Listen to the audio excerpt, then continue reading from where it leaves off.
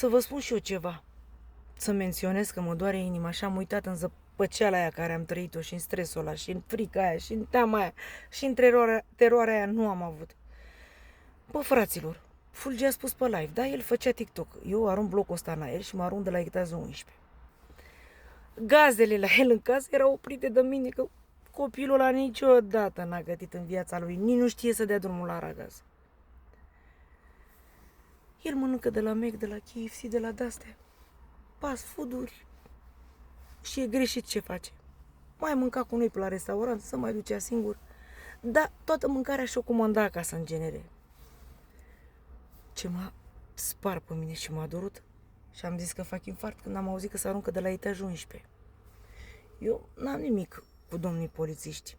Îi felicit. Bravo lor că sunt așa și ei sunt mândri când sunt felicitați. Bravo, poliția română. Vreau să vă spun și eu aici că e o părere. Dragii mei, să știți că nu așa să salvează situația. Trebuie să aveți un psiholog foarte bun să negocieze cu persoana în cauză, să o calmeze, să o liniștească și să iasă frumos. Să nu iasă ceva mai urât și mai dramatic și mai mare. Aici trebuie să mai lucrați. Cu scuzele de rigoare. Urmăresc și eu reportaje, văd și eu filme, văd și eu din afara țării și după mintea mea umblând pe la psihologi, pe la terapeuți. E important când ai o problemă și cineva vorbește cu tine să te convingă să nu faci fapta aia și să rămâi calm. E foarte... Avem lipsă. Noi avem decât teroarea, intimidare, hai cu forță, bă! Nu, era o singură persoană. Da, mă repet, putea să arunce blocul în aer, dar dacă gazelele erau oprite și la el nu mergeau gazele, cum dracul arunca? Dar vă spun eu că asta e săptămâna mare și îmi fac și cruce, Doamne. Nu făcea ăla așa. Bag eu mâna în foc mai grav și ce-ar fi făcut, asta mi-a fost, că se aruncă de la etajul 11. Și unde vreau să ajung?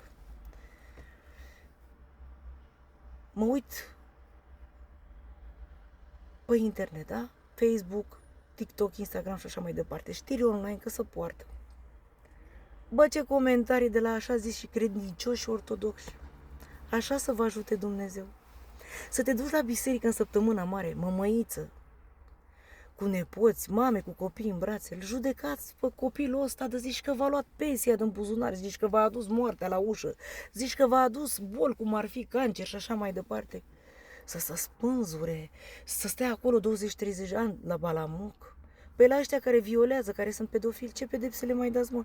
Mă, n-am văzut să scrieți la un ucigaș, la un criminal, atâtea comentarii urâte. Trec peste asta, că eu sunt obișnuită cu lucrul ăsta. Eu am învățat să gestionez. Eu v-am spus ce mentalitate aveți creștini ortodoxi. Eu o să mă pocăiesc în curând. Eu nu mai vreau să fac parte.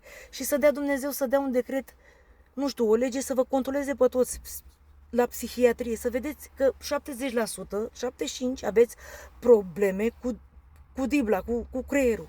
Și nu știți. Sunteți bolnavi, sufletește și psihic. Să nu mai râdeți de unul care are probleme, că la ăla n-ai ce să ceri. La ăla să ceri când o fi sănătos și o fi bine. Păi ce pretenție mai ai tu la ăla când tu, om care n-ai nicio problemă psihică, ești bine cu dibla, te duci la biserică, te rogi să-ți dea sănătate și pe aia scrii, dă Doamne să moară, să aleagă, să facă. Da, vă ard Dumnezeu în săptămâna asta, că sunt eu de supărată. Nu vreau Paște, nu vreau o roșii, nu vreau cojonaci, nu vreau nimic.